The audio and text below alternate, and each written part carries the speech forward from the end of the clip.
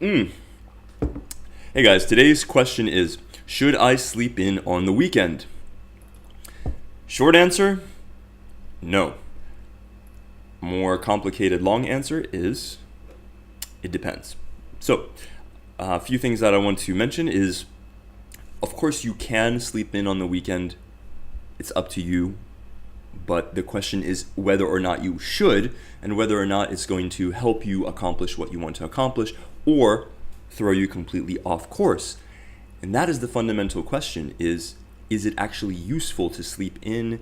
How do you sort of manage it? How many hours, etc., etc.? So the reason I wouldn't recommend sleeping in full on, I'm talking about 10, 11, 12 hours, is especially if you're starting out and you're just trying to get the hang of becoming an early riser.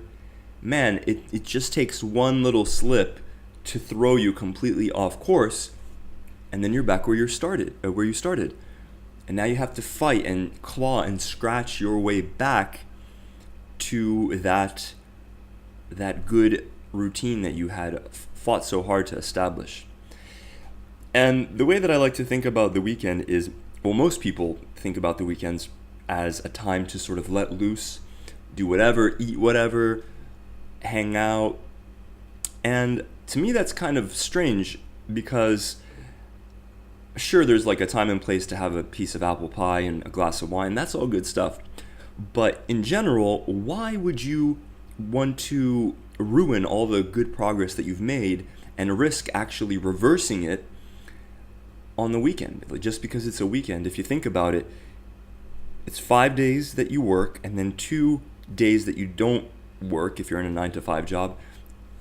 They're just 7 contiguous days. It's completely arbitrary that these 2 days are the weekend, okay? So to me, it's just an excuse to sort of let go and forget your discipline. And the reframe that I like to use is this: rather than viewing the weekend as a time to get lackadaisical and give yourself some leeway, I use the term leeway facetiously, view it instead as an opportunity to prepare for an amazing week ahead, okay? Because generally on the weekend you have fewer obligations, at least work obligations, and you can take your time a little more. You're generally less stressed.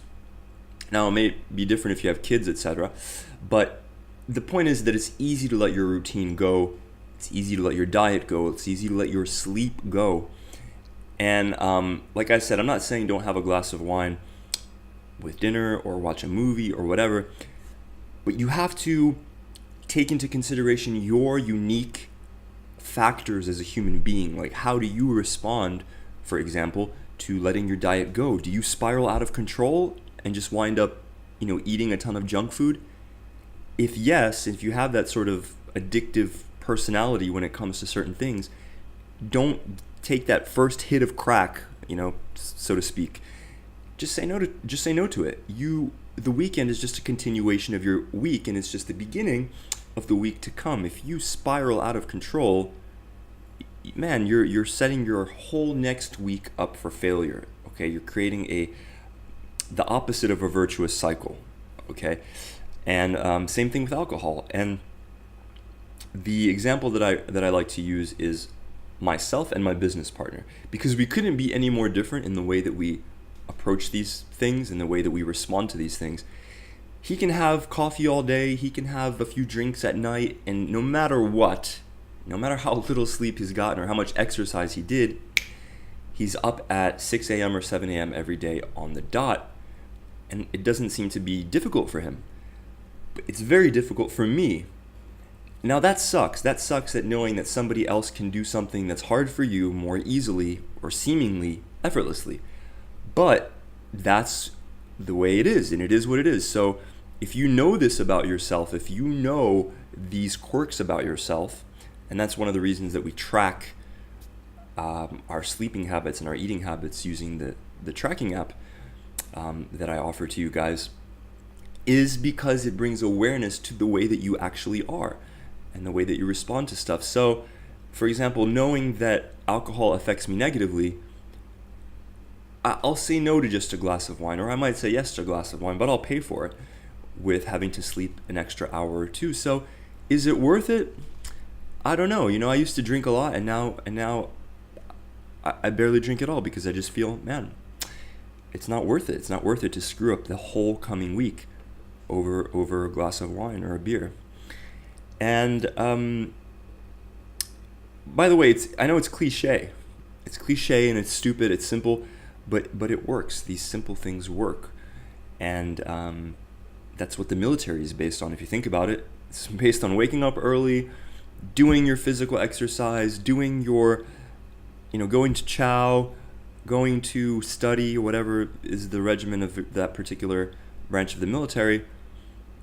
It's structured around a positive routine that has been proven over decades, even centuries, to freaking work. And it's simple, but it works. All right, now another angle on this is, say, Vic, okay, don't sleep in on the weekend, but man, I didn't get enough sleep during the week. I've accumulated all of this sleep debt. How do I address that on the weekend without oversleeping? Because I kind of need to oversleep, to repay that sleep debt.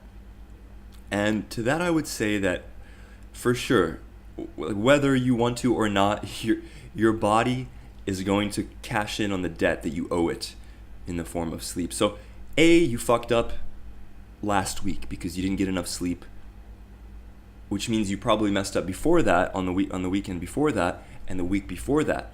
Okay, so you can see how it all flows together. And once you feel the benefits of waking up early every day and how crappy you feel when you wake up late and you miss half the day, and you experiment with that enough, you're gonna not ever want to go back to waking up late anyway. Okay, so it's gonna be like a natural deterrent for you, but you have to feel that first, right?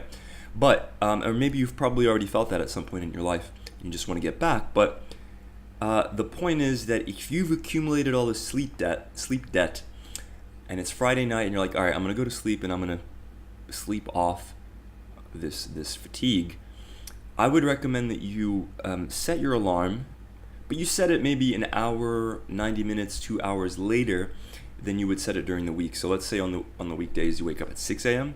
All right, cool. Set your alarm for 8:30, 9 o'clock. Because then you're still going to get 3 more hours of sleep, assuming that you went to bed at a reasonable hour, which is another really important part of it. But you won't feel like you've slept through the whole day like you do when you wake up at 11 o'clock, noon, 1 p.m. And you really feel like you've wasted, I don't know, I feel like I've wasted the day. I think most people who have anything productive going on in their lives will feel this way. Even if vaguely, like in the back of your head, like, man, it's 1 o'clock already. So anyway, that's what I have to say about that. So to answer the question in a really simple way, should I sleep in on the weekends? No, you shouldn't have any need to sleep in on the weekends if you played your cards right during the week. All right, so that's why we establish these habits and routines, because it means that you don't have to like engage in this drug addict behavior of strictly disciplining yourself and then on the weekends like letting go into an orgy of dietary disinhibition and sleeping and anything goes. You're just even, productive all the time, every day, and you feel really good. That's what this whole thing is about. So hope that answers your question. If you have any comments or questions, just leave a comment below. And if you want to grab the sleep tracking app that I use, well, I use it to track sleep, I use it to track my workouts and stuff. It's a free app for your phone or your desktop. Just click on the link below this video and I'll hook you up and I'll also show you how to use it. I'll give you a little video on how you can actually use it effectively and give you a little template. All right, so talk to you guys soon.